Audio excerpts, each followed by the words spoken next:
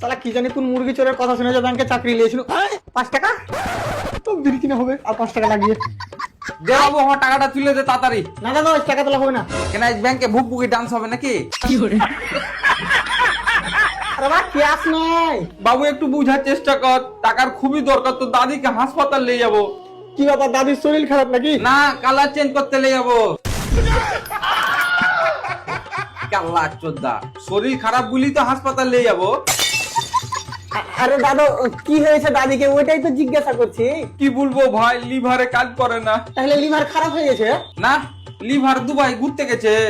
আবে লিভারে কাজ করে না মানি তো খারাপ হয়ে গেছে।